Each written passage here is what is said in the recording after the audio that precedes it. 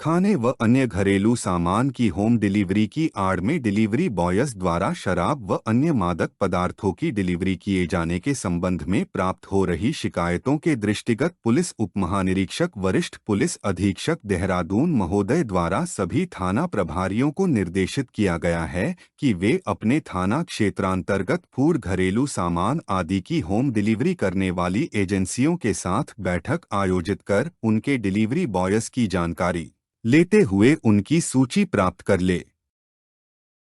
तथा उक्त सूची में नामित सभी डिलीवरी बॉयज की 2 दिवस के अंदर सत्यापन की कार्रवाई सुनिश्चित की जाए। इसके अतिरिक्त बैंकों के लोन रिकवरी एजेंटों की भी सत्यापन की कार्रवाई सुनिश्चित की जाए। भविष्य में यदि किसी कंपनी के डिलीवरी बॉय या कोई अन्य कर्मी किसी भी प्रकार के अनैतिक गतिविधियों में लिप्त पाए जाते हैं तो संबंधित डिलीवरी बॉय कर्मी के साथ साथ संबंधित कंपनी के विरुद्ध भी नियमानुसार वैधानिक कार्रवाई अमल में लाई जाए।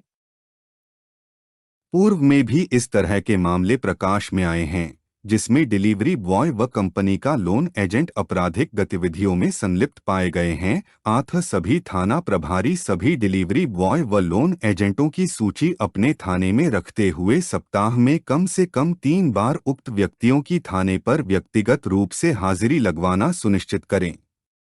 यदि किसी थाना प्रभारी द्वारा उक्त व्यक्तियों के सत्यापन में किसी प्रकार की कोई लापरवाही अथवा शिथिलता बरती जाती है तो संबंधित थाना प्रभारी के विरुद्ध भी नियमानुसार कार्रवाई की जाएगी।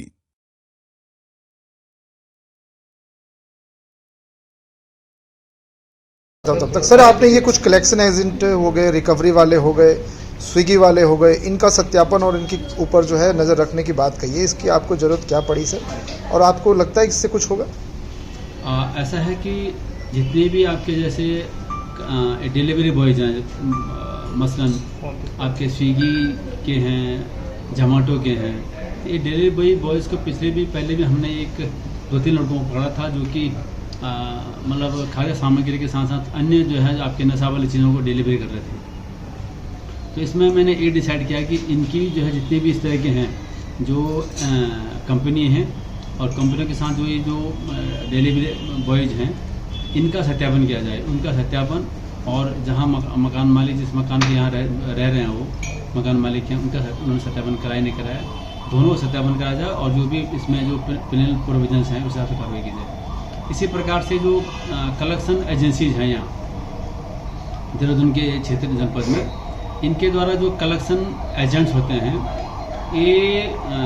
क्या करते हैं कि पूरा कैश को कलेक्ट करके फिर संबंधित बैंक में जाकर जमा करते हैं। और आगे ये देखा गया है कि जो भी सुरक्षा के मापदंड इनको मतलब पूरा करना चाहिए वो नहीं करके कि सिंगल एक मोटरसाइकिल में जा करके और पैसा लेकर के बैंक में जमा करने जाते हैं। इसमें लूट डकैती होने की संभावना रहती है। कभी कभी जो है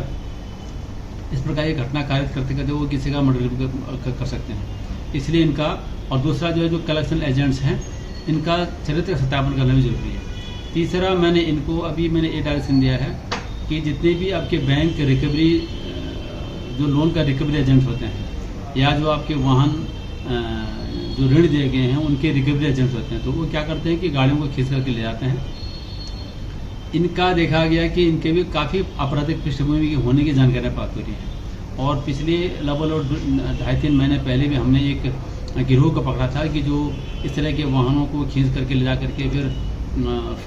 फर्जी कागज़ बना करके फिर वाहनों को बेच करके इस तरह के एक गिरोह को हमने पकड़ा था। तो इस दृष्टिगत इनका भी सत्यापन करना बहुत जरूरी है। तो इस प्रकार 3 जो तरह के लोग हैं जो कलेक्शन एजेंट्स हैं इनका डिलीवरी बॉयज हैं इनका सत्यापन करने के संबंध में एक बृहद हम लोग अभियान चला रहे हैं कल से, और सत्यापन करके इनकी पूरी चरित्र और कहाँ पर ये रह रहे हैं उनका मकान मालिक के खिलाफ भी कार्रवाई की जाएगी और जिससे कि कोई अपराध कारित न हो। इनका ये रहता है कि ये अपने काम के साथ साथ रैकी भी करते हैं और रैकी करके फिर कभी भी जो है लूट डकैती चोरी चकारी वाहन चोरी इस तरह के जो है प्रॉपर्टी वाले जो क्राइम भी कर सकते हैं। इसलिए हमने ये अभियान चलाया। इसमें जवाबदेही